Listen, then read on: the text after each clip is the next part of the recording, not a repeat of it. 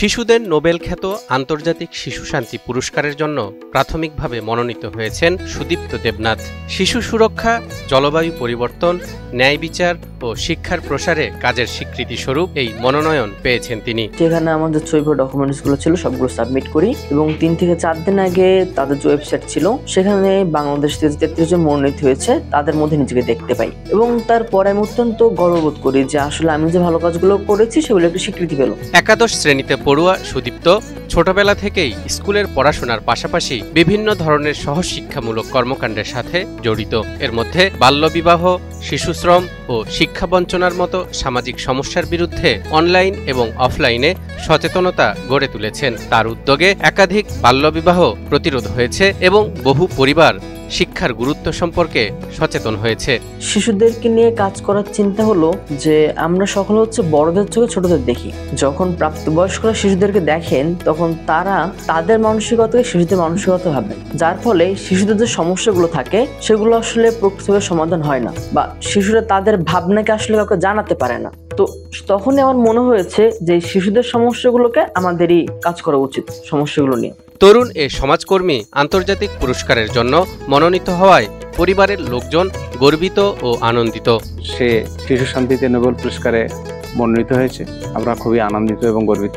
আশা করি সে পরবর্তীতে আরো ভালো করবে। আমি তার সর্বাঙ্গীন মঙ্গল কামনা।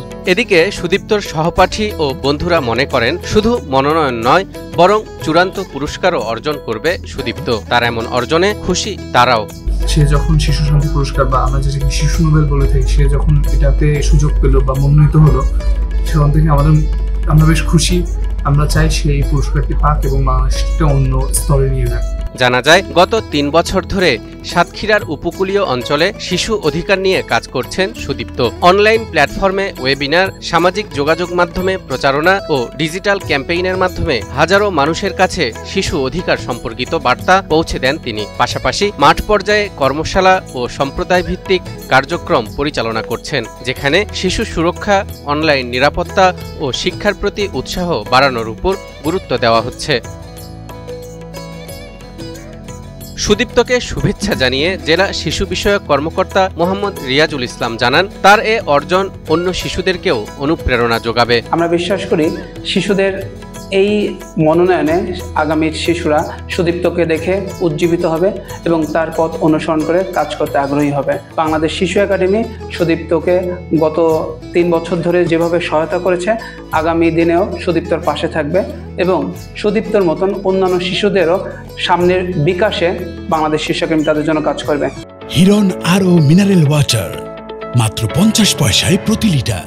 সুদীপ্ত দেবনাথ সাতক্ষীরা সরকারি উচ্চ বিদ্যালয় থেকে 2025 সালে এসএসসি পাশ করে বর্তমানে সাতক্ষীরা সরকারি কলেজে একাদশ শ্রেণীতে অধ্যয়ন করছেন। তিনি শহরের মাস্টারপাড়ার শিক্ষক যামিনী কুমার দেবনাথ ও সেজুতি দেবনাথ দম্পতির সন্তান। ও পড়াশোনায় অনেক ভালো, সাথে আবৃত্তি করে, বিতর্ক করে, সবকিছু মিলিয়ে খুবই ভালো ছেলে, কাজ করছে আর এত বড় একটা সুযোগ পেয়েছে, এত ভালো একটা পুরস্কার পেতে যাচ্ছে, এতে আমরা অনেক গর্বিত বোধ করছি। ইতোমধ্যে সাথে কৃতি সন্তান হিসেবেও নামটি লেখা হয়ে গেছে, আমরা খুবই আনন্দিত। নেদারল্যান্ডসের আমস্টারডামে অবস্থিত শিশু সহায়তা ও অ্যাডভোকেসি সংস্থা কিডস রাইটস ফাউন্ডেশন প্রতি বছর বিশ্বের বিভিন্ন দেশে শিশুদের অধিকার রক্ষায় কাজ করা শিশুদের এই পুরস্কারের জন্য মনোনয়ন দিয়ে থাকে। এবছর বাংলাদেশ থেকে 3টি ক্যাটাগরিতে মোট 33 জনকে মনোনয়ন দেয়া হয়েছে।